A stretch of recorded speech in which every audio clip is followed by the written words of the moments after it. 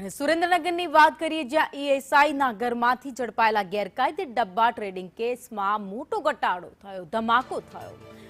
Rajkot range DIG Nirlipt રાયે કડક વલણ અપનાવી ઈએસઆઈ સંજયસિંહ રાઠોડને તાત્કાલિક અસરથી સસ્પેન્ડ કરી દીધા.